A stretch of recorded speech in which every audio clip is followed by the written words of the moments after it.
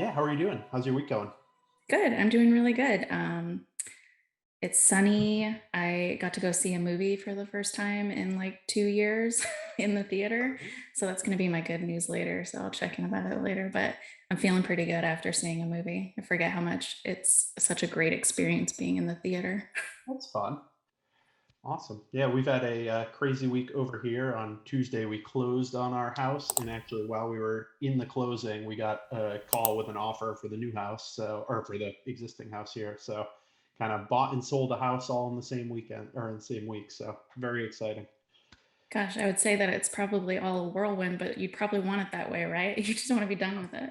Yeah, it's good to go together. This has been because we're traveling for Easter this weekend too, so it's been a lot this week. But I'm happy to kind of keep chugging through it and getting through it well. So very exciting times.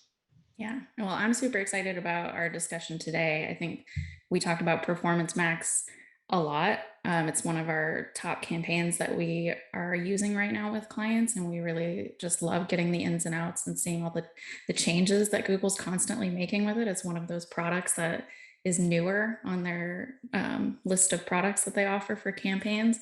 So it's been really fun to kind of dive in and kind of be at the forefront of testing this out and seeing how well it works. So I'm really excited to talk today about Performance Max and tips that we have for everybody about how to utilize it and really optimize it for their campaigns. Awesome. Yeah, the top tips here. We'll say top three tips. So this is a Yeah. nice little piece of content to put out here.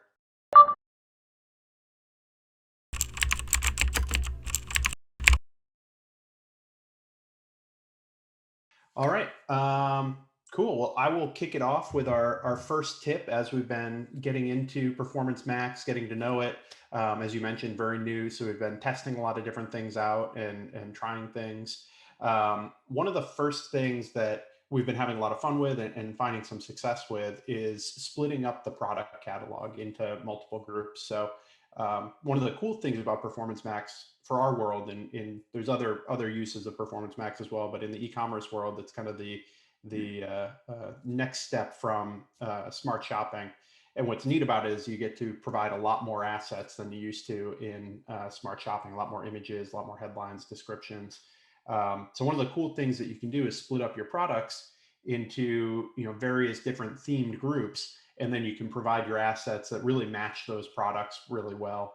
And we found that's pretty successful. So for instance, if you're a clothing company, you could do your sports coats as a separate group from your polos or more casual clothing, and then make sure that all the images or videos you drop in are pretty specific to those individual groups, and it really does help kind of target the message and make sure that the people are browsing individual types of products really get a more targeted ad.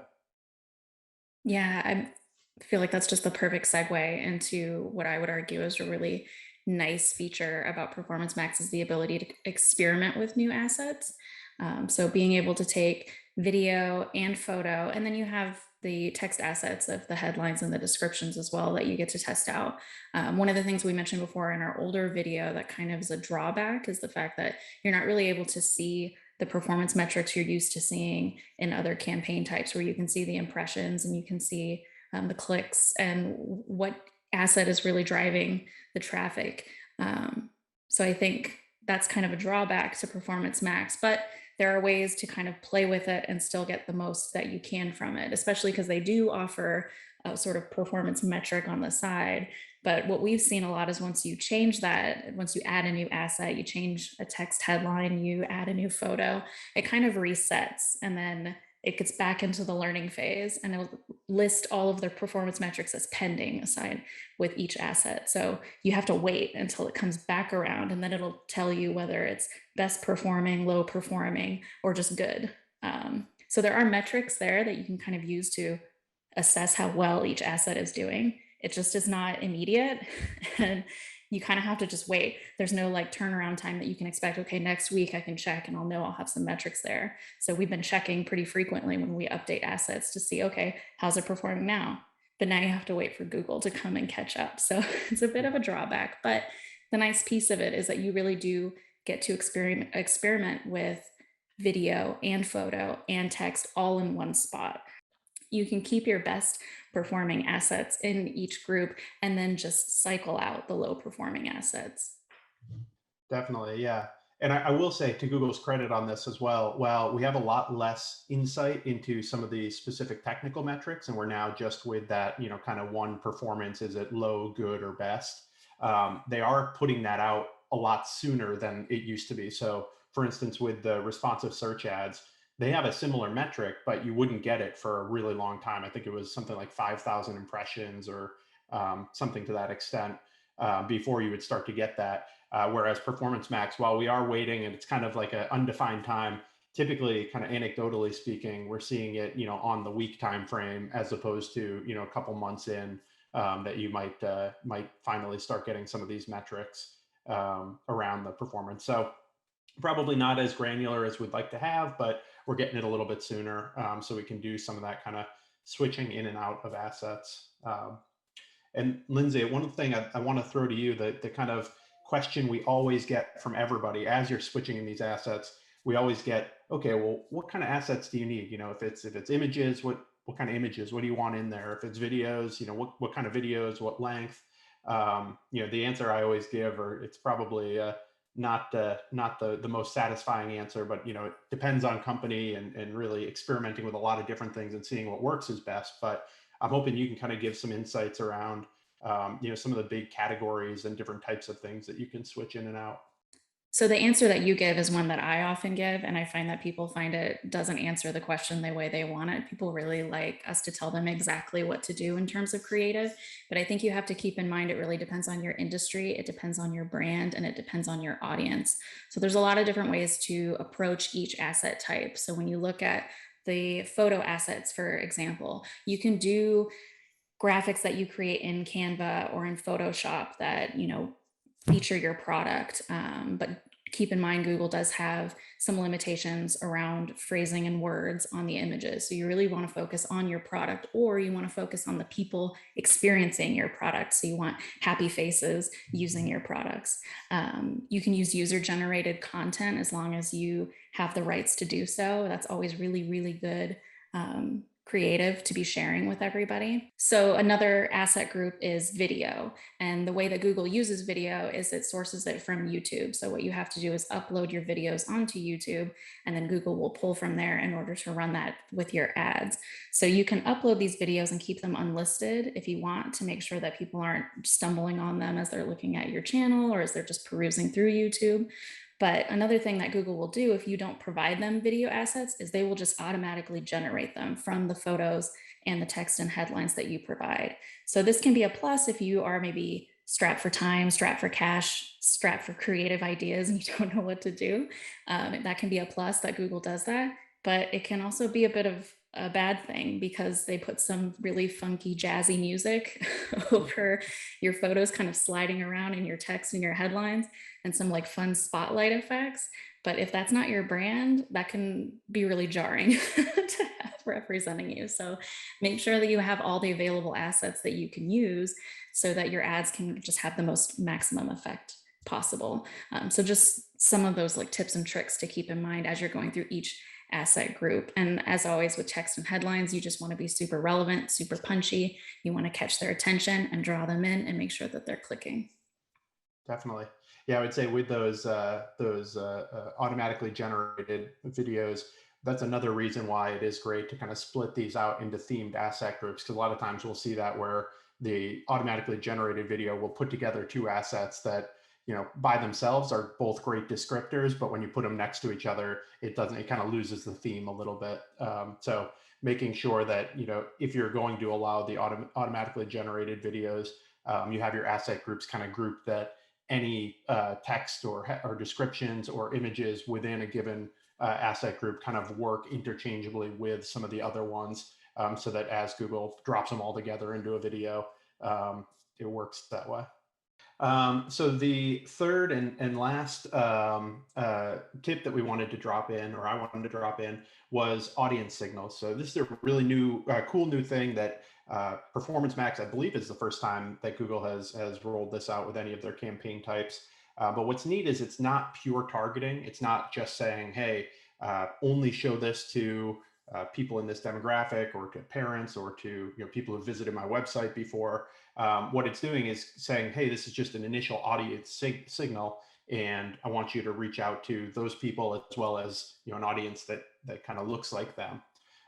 So they're really cool. And again, another reason why you can split up the different asset groups so that you can have really, really relevant audiences.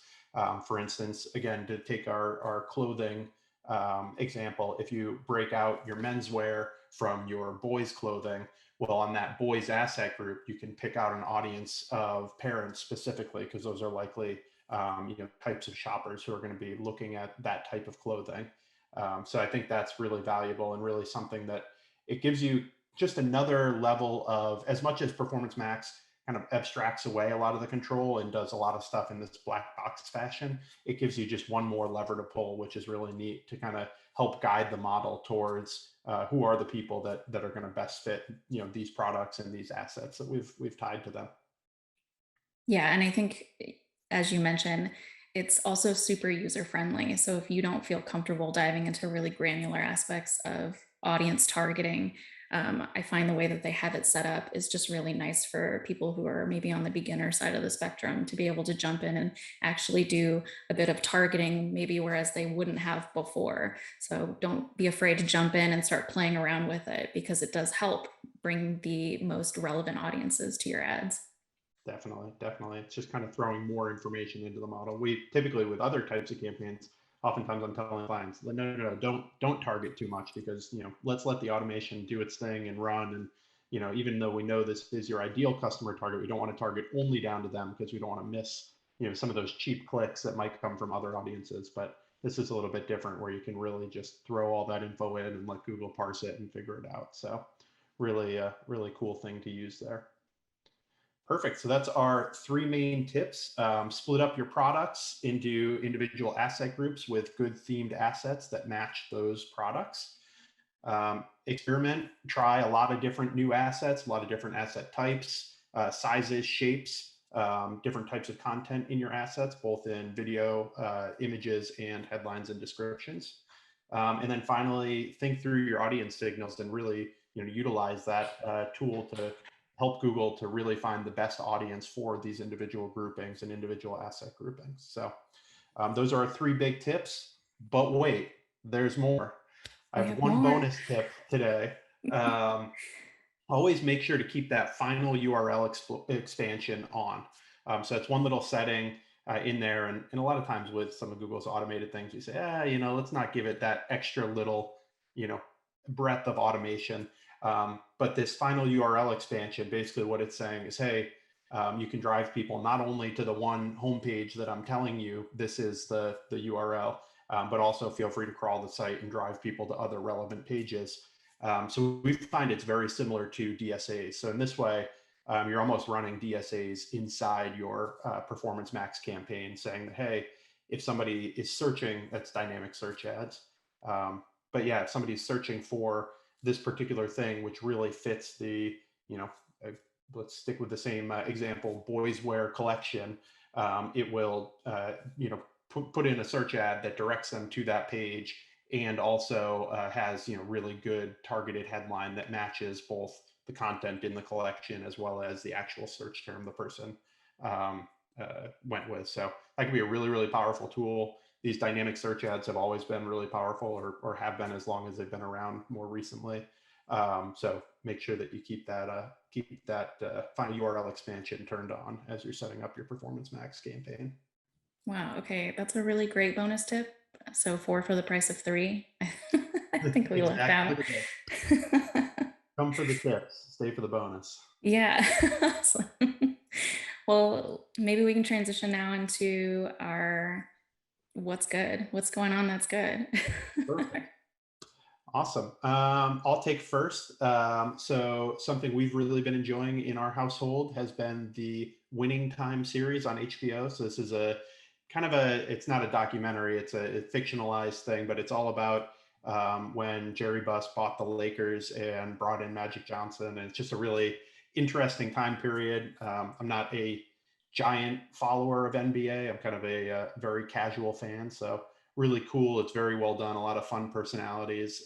So would definitely highly recommend Winning Time on HBO.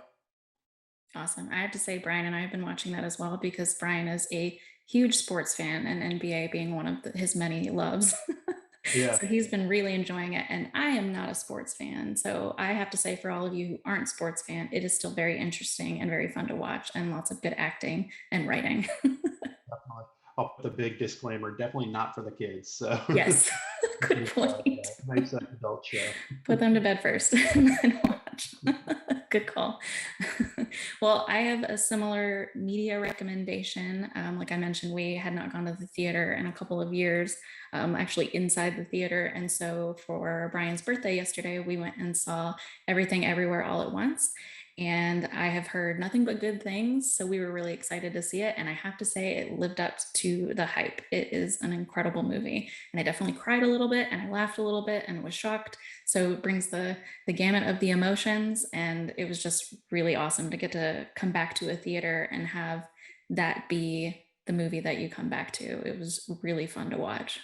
That's awesome. Yeah, definitely. I heard like a few kind of like rough descriptions. I feel like that's one of those things that you can't really get much out of the descriptions because it seems so crazy. Like people are talking about a big everything bagel and hot dog fingers. I'm like, oh, what is going on here?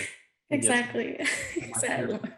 My mom had said, where are you going to see? And I told her, and she hadn't heard of it yet. And so I was like, I could send you the trailer, but you'd probably still think it was really strange. And I could send you a synopsis, and you'd probably still think you know what? It was just a good movie. And if you're willing to go on a ride with the movie, you'll really enjoy it. But if you want to be not on a ride during a movie, don't go. Yeah, that's good. That type of movie that yeah, you got to really kind of suspend disbelief and let it take you wherever it's going. Exactly. Yeah, it was great. Awesome. Well, great recommendation. And yeah, I think that's all we have for today. So, Lindsay, have an awesome weekend, and we'll be talking soon in upcoming weeks. Thanks so much. Bye.